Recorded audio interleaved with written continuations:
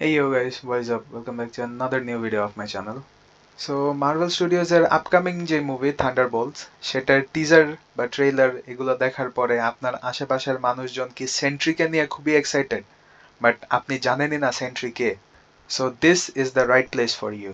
ওকে, so সেন্ট্রির কাহিনী দিয়ে যদি শুরু করতে যাই, দেন আমাদের হচ্ছে টাইমে অনেকটা পিছনে যেতে হবে দ্বিতীয় বিশ্বযুদ্ধের সময়, যেখানে প্রথমবার সুপার সোলজার সিরামটাকে পরীক্ষা করা হয়েছিল অ্যান্ড স্টিভ রজার্সের উপর সুপার সোলজার সিরাম দেওয়া হয় অ্যান্ড তাকে আমরা এখন চিনি ক্যাপ্টেন আমেরিকা হিসেবে।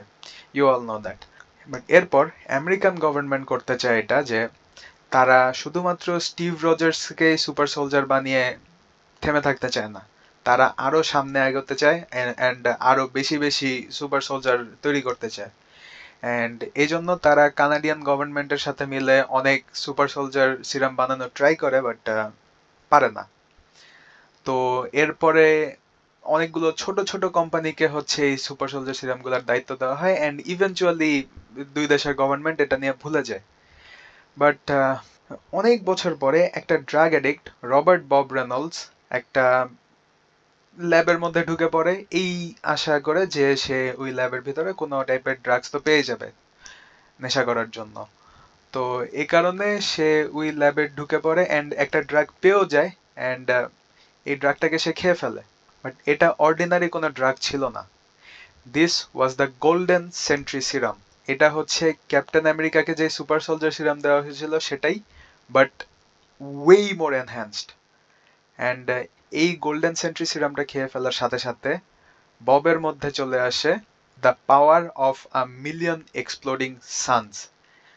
লাইক ইমাজিন করেন 1 মিলিয়ন মানে 10 লক্ষটা সূর্য যদি এক্সপ্লোড হয়, মানে ধ্বংস হয়ে যায়, সেই ধ্বংসাবশেষ থেকে যতটুকু এনার্জি বের হবে ততটুকু এনার্জি তার এই পুরা বডির মধ্যে আছে। লাইক ভয়ানক লেভেলের পাওয়ারফুল হয়ে যায়। অ্যান্ড এই গোল্ডেন সেন্ট্রি সিরাম নেওয়ার সাথে সাথে তার মধ্যে যে পাওয়ারগুলো আছে সেগুলো হচ্ছে super human speed, strength, agility and ফ্লাইটের মতো তো নর্মাল পাওয়ারগুলো আসেই, বাট এর সাথে আরো একটা পাওয়ার আসে, সেটা হচ্ছে এ ম্যাটার ম্যানিপুলেট করতে পারে। যে লাইক হাতের ইশারাতেই সে একটা ম্যাটারকে আরেকটা ম্যাটারে ট্রান্সফর্ম করে দিতে পারে অ্যান্ড তাকে হারানো অলমোস্ট ইম্পসিবল হয়ে যায় and practically he is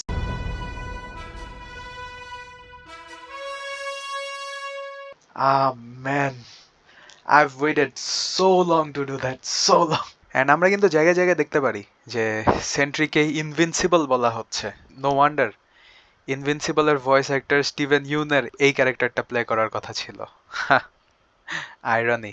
okay, jokes aside, এই সিরামের একটা যে ডিসঅ্যাডভান্টেজ ছিল সেটা হচ্ছে যে এই সিরামটা রবার্ট রেনল্ডস, যাকে আমরা এখন থেকে বব বলে রাখবো, তো তাকে হচ্ছে ফুল টাইমের জন্য পাওয়ার দেয় না, মানে এটা কোনো পার্মানেন্ট সলিউশন না, এটা একটা টেম্পোরারি সলিউশন ছিল। অ্যান্ড ববের যেহেতু মানুষকে হেল্প করার একটা ইচ্ছা ছিল সবসময়, তো সেই কারণে সে কন্টিনিউয়াসলি এই সিরামটা নিতে থাকে অ্যান্ড প্রতিবার নেওয়ার সাথে সাথে ওর এই সিরামের ডোজ বাড়াতে হয়। অ্যান্ড একটা সময় দেখা যায় যে as he was a drug addict before, তো ও এই সিরামটার প্রতিও অ্যাডিক্টেড হয়ে যায়, which was a good thing, যে মানুষকে হেল্প করার মোটিভ নিয়ে যেহেতু সে নিচ্ছে, তো ya it is pretty good. But problem যেখানে বাধে সেটা হচ্ছে প্রত্যেকটা সুপার হিরোর লাইফে একটা না একটা তো আর্চ নেমেসিস সুপার ভিলেন থাকে, এন্ড সেটা সেন্ট্রাল লাইফেও আছে, that is the void.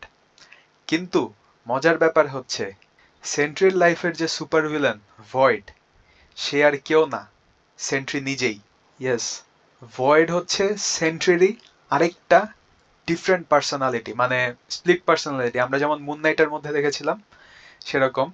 But এই পার্সোনালিটিটা ববের জন্য এক্সিস্ট করে না।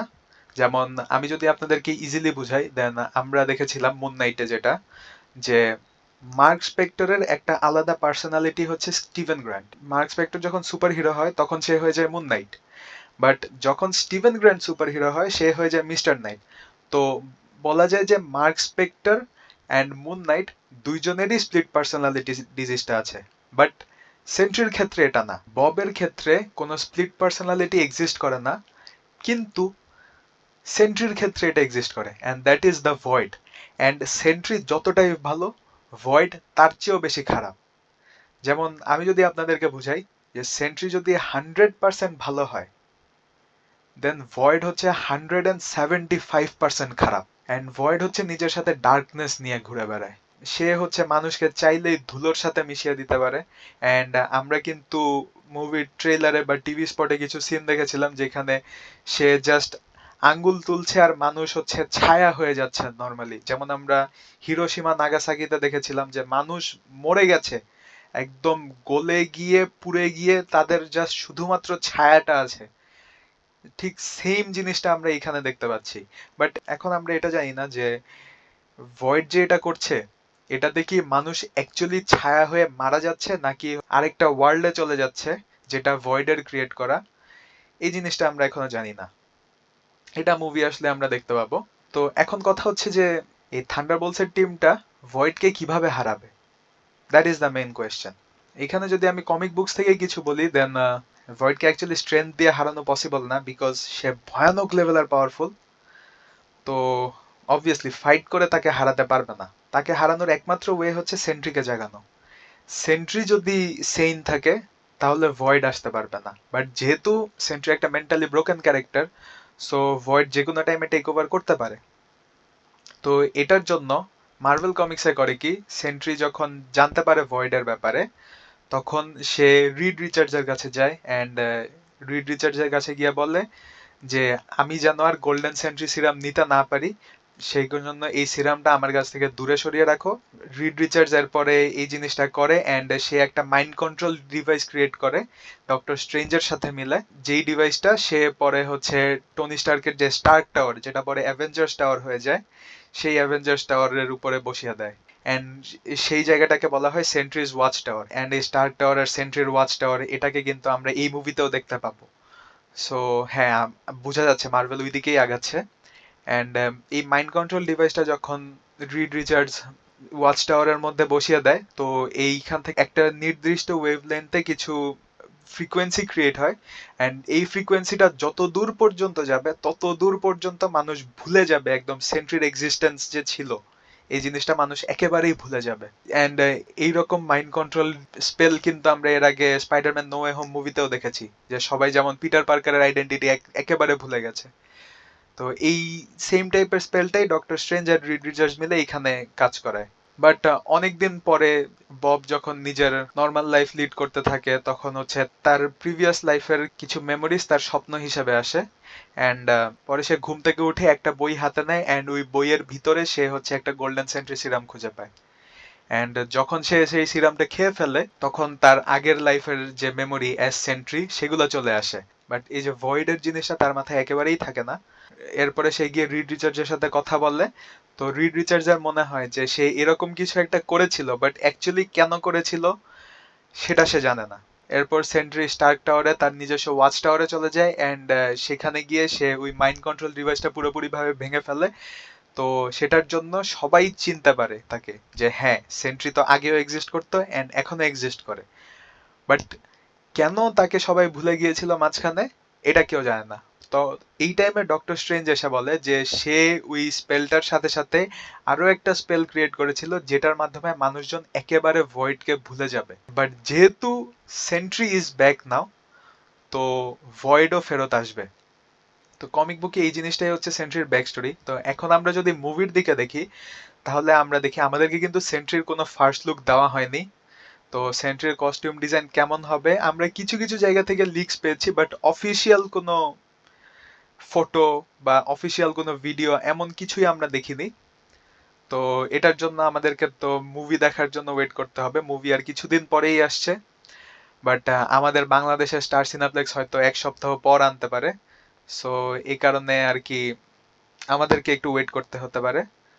বাট হ্যাঁ, আমরা সেন্ট্রির ফার্স্ট লুক ইনস্টাগ্রাম বা ফেসবুক কোথাও না কোথাও পেয়েই যাব। বাট যে জিনিসটার লুক আমাদেরকে দেওয়া হয়েছে সেটা হচ্ছে ভয়েডের। আমরা ট্রেইলারে তারপর টিভি স্পটে কিন্তু একটা ব্ল্যাক টাইপের, পুরোপুরি ব্ল্যাক টাইপের ক্যারেক্টার, যে কিচ্ছু দেখা যাচ্ছে না, শুধু তার চোখের মনির মধ্যে যেই সাদা অংশটুকু যেখান থেকে লাইট রিফ্লেক্ট করছে, শুধুমাত্র অতটুকু ছাড়া আর কিচ্ছু দেখা যাচ্ছে না, পুরাপুরি ব্ল্যাক। দ্যাট ইজ ভয়েড, যে সে তার সাথে ডার্কনেস ক্যারি করে। অ্যান্ড ভয়েডের ফার্স্ট লুক আমরা পেয়ে গেছি। সো ইয়া, দেখা যাক এই জিনিসটা কেমন কাজ করে। মুভির আর্লি রিভিউজ দেখেছি আমি, অ্যান্ড খুবই পজিটিভ আর্লি রিভিউজ। যদিও আমি ক্রিটিক্সদের উপর তেমন একটা বিশ্বাস করি না, যতক্ষণ না আমি নিজে দেখে স্যাটিসফাইড হচ্ছি ততক্ষণ পর্যন্ত আমি ক্রিটিক্সের কথা বিশ্বাস করব না। অ্যান্ড আমি আপনাদের জন্যই একই কথাই বলবো, আপনারা হলে গিয়ে নিজে মুভি দেখে তারপর দেখবেন যে ক্রিটিক্সের সাথে আপনার মতামত ম্যাচ করে কি না। বাট যদি ক্রিটিক্সের কথাই ধরি, দেন খুবই পজিটিভ রিভিউ আসছে। অনেকে বলছে যে this is the best movie from Marvel after Endgame. তো কতটা সত্যি কতটা মিথ্যা এই কথাটার প্রমাণ আমরা কিছুদিন পরেই পেয়ে যাব। বাট আপনার যদি এই ভিডিওটি ভালো লেগে থাকে, then please like the video. Channel নতুন হয়ে থাকলে সাবস্ক্রাইব করবেন, পাশে থাকা বেল আইকনটিকে অলে সেট করে দিবেন, যাতে আমার চ্যানেল থেকে কোনো ভিডিও ছাড়া হলে সবার আগে আপনাদের কাছে নোটিফিকেশন যায়। অ্যান্ড সেন্ট্রিকে নিয়ে আপনাদের এক্সপেকটেশন কেমন আছে সেটা আমাকে কমেন্টে জানাতে ভুলবেন না। Okay, so I'll see you guys in the next video. Till then, bye by.